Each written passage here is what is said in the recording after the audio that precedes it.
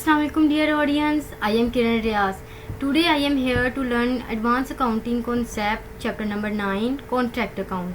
First of all, what is contract? An agreement between two or more parties to do certain work for consideration means दो या दो से ज़्यादा parties के दरमियान किसी भी किस्म का एग्रीमेंट कॉन्ट्रैक्ट कहलाएगा। वो एग्रीमेंट बिल्डिंग को कंस्ट्रक्ट करने का हो सकता है, हाउस कंस्ट्रक्ट करने का हो सकता है या फिर शॉप को कंस्ट्रक्ट करने का हो सकता है। Next we have the parties of contract. First one is contractor, means the person who agrees to do certain work. Certain work means builder who construct the company, and the second is contractee, means the owner of the property, the person from whom some work is being done. Next we have the terms of contract. Contract price. Contract price means the total price given by contractee to contractor. वो total amount जो कि कॉन्ट्रैक्टी contractor को देगा after the completion of work, वो होगी हमारे पास contract price. और next है हमारे पास वर्क कंप्लीटेड, मींस कॉन्ट्रैक्टर ने कितना काम कंप्लीट कर लिया है. कंप्लीटेड वर्क में से वो काम जिससे इंजीनियर जो है वो सेटिस्फाई हो जाएगा वो हम वर्क सर्टिफाइड कहलाएगा. और वो काम जिससे इंजीनियर सेटिस्फाई नहीं होगा कंप्लीटेड वर्क में से, उसको हम लोग कहेंगे वर्क सर्टिफाइड. या तो उसमें से कोई नुक्स निकल जाएगा या कोई ख़राबी, मतलब कि जो इंजीनियर है वो उससे मुतमिन नहीं होगा, उसको हम वर्क अनसर्टिफाइड कहेंगे. वर्क सर्टिफाइड में से कुछ अमाउंट 80% 90% कॉन्ट्रैक्टर को दे दी जाएगी, और जो अमाउंट कॉन्ट्रैक्टर को दे दी जाएगी उसको हम कैश रिसीव कहेंगे. और कुछ अमाउंट कॉन्ट्रैक्टी अपने पास रिटेंशन मनी के तौर पर रख लेगा ताकि कॉन्ट्रैक्टर जो है वो काम को बीच में छोड़कर ना चला जाए. Next we have the types of contract.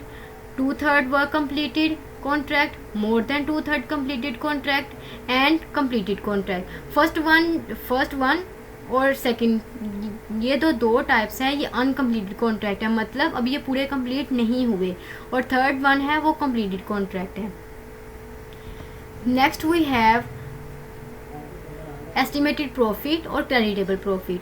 Estimated profit को हम प्रॉफिट एंड लॉस अकाउंट भी कहते हैं. कॉन्ट्रैक्टर अपने प्रॉफिट का एस्टिमेट निकालने के लिए प्रॉफिट एंड लॉस अकाउंट का फॉर्मूला यूज़ करेगा. Estimated profit multiply by 2/3 multiply by cash receive divided by work certified. Estimated profit हमारे पास कॉन्ट्रैक्ट अकाउंट में हम लोग निकालेंगे, उसको 2/3 के साथ मल्टीप्लाई करेंगे और उसको कैश रिसीव के साथ मल्टीप्लाई करेंगे. और कैश रिसीव की अमाउंट हमारे पास बुक में मौजूद होगी, और वर्क सर्टिफाइड की अमाउंट भी हमारे पास क्वेश्चन में रिक्वायर्ड होगी. अगर नहीं होगी तो हम उसे फॉर्मूले के ज़रिए फाइंड आउट करेंगे और उसको हम लोग नेक्स्ट डिस्कस करेंगे. उसके बाद हमारे पास आता है एस्टिमेटेड प्रॉफिट का जो सेकंड पार्ट है वो है बैलेंस, रिजर्व और रिजर्व फॉर कॉन्टीजेंसीज.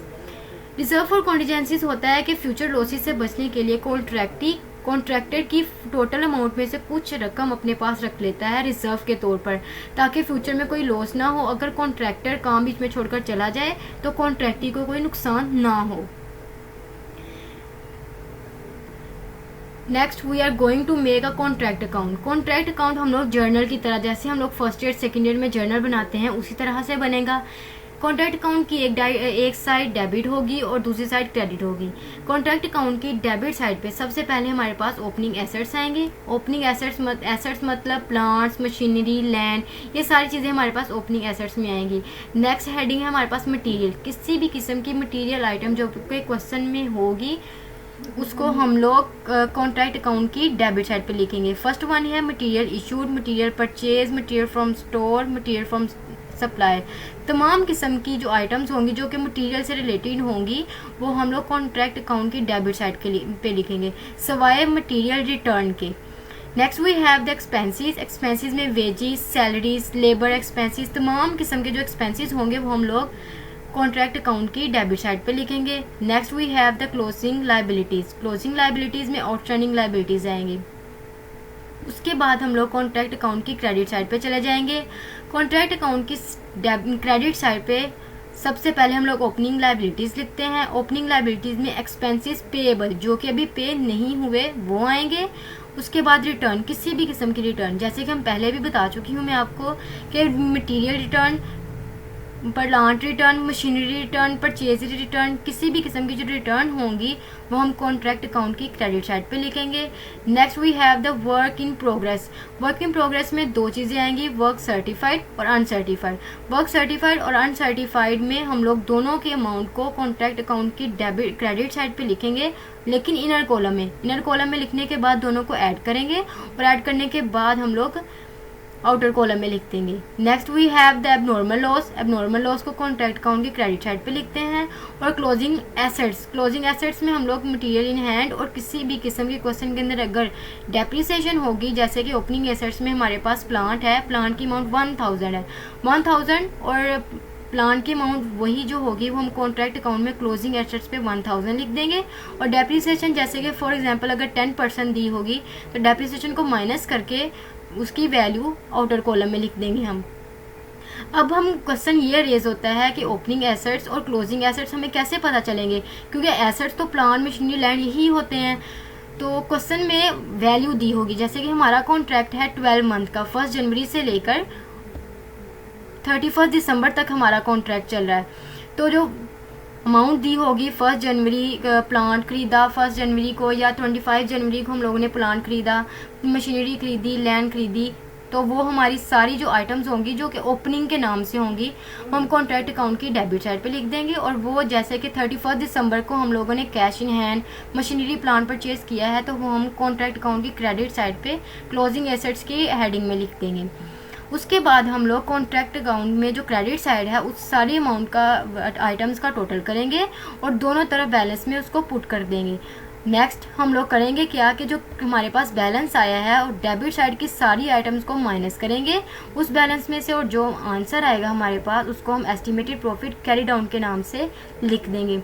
जो estimated profit carry down debit side पे आया है उसको हम लोग सेम एज इट उसी अमाउंट के साथ क्रेडिट साइड पे एस्टिमेटेड प्रॉफिट ब्रोक डाउन के नाम से पुट कर देंगे और उसकी अमाउंट को हम टोटल नीचे कर देंगे, बैलेंस दोनों साइड पे लिख देंगे।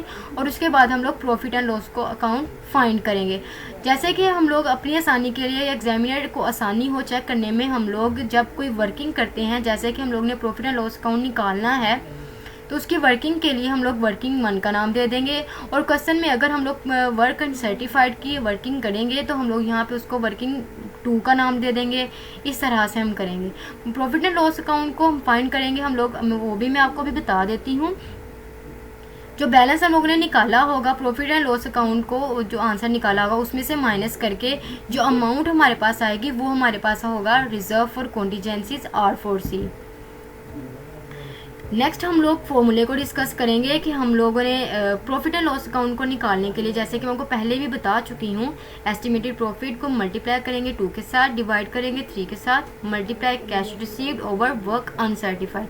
ये हमारे पास आ जाएगा प्रॉफिट एंड लॉस अकाउंट निकालने का फॉर्मूला।